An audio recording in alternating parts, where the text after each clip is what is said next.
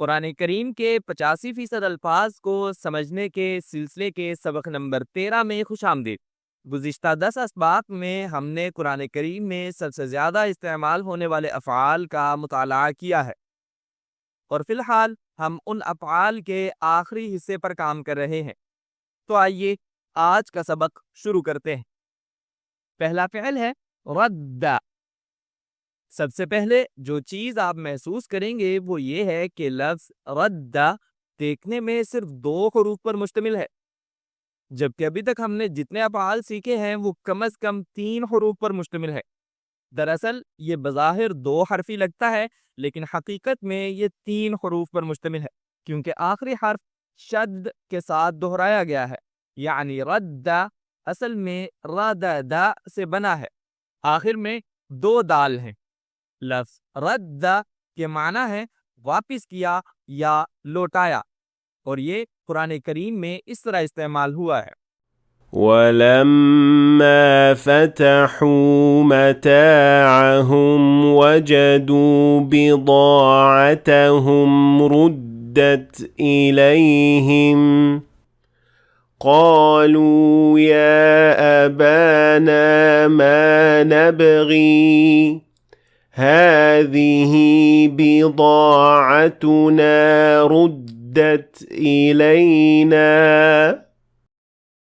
अगला फ़िल है सद्दा, जिसके माना है मुंह मोड़ा या रोका, जैसे इस आयत में وَإِذَا قِيلَ لَهُمْ تَعَالَوْا إِلَى مَا أَنزَلَ اللَّهُ وَإِلَى الرَّسُولِ رَأَيْتَ الْمُنَافِقِينَ يَصُدُّونَ عَنكَ صُدُودًا। इसके बाद है दर्रा, जिसके माना है नुकसान पहुंचाया, जैसे इस मिसाल में لن يضروكم إلا أذى وإن يقاتلوكم يولوكم الأدبار ثم لا ينصرون।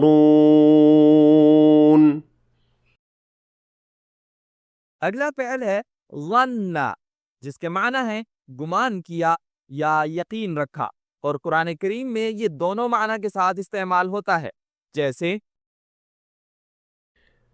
الذين يظنون أنهم ملاقو ربهم وأنهم إليه راجعون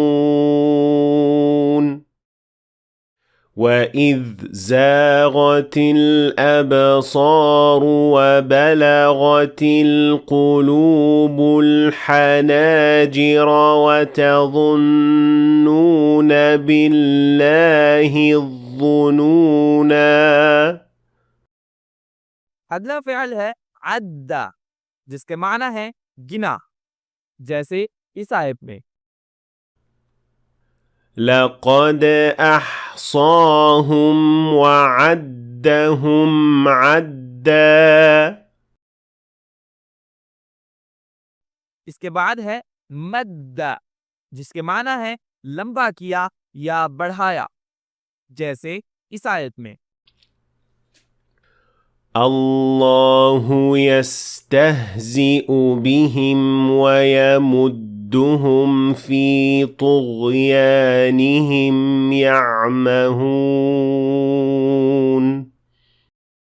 इसके बाद है दल्ला, जिसके माना है गुमराह हुआ, जैसे इस आयत में ومن يتبدل الكفر بالإيمان فقد ضل سواء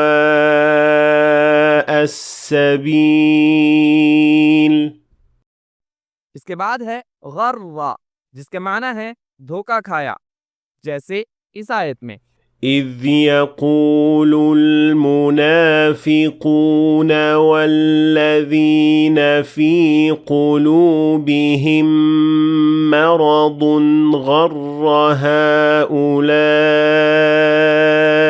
دينهم अगला फ़िल है मस्सा, जिसके माना है छुआ, जैसे इस आयत में।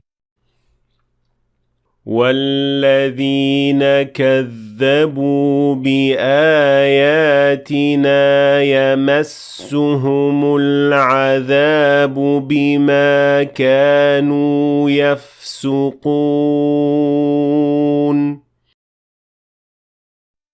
इसके बाद है वद्दा, जिसके माना है चाहा या आरजू की, और ये कुरान करीम की इस आयत में मौजूद है।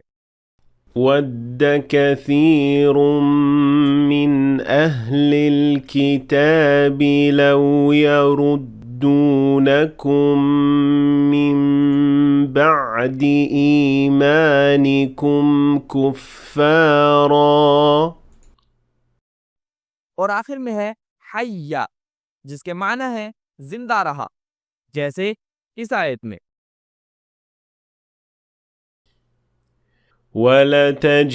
ولتجدنهم أحرص الناس على حياة ومن الذين أشركوا يود أحدهم لو يعمر 1000 سنة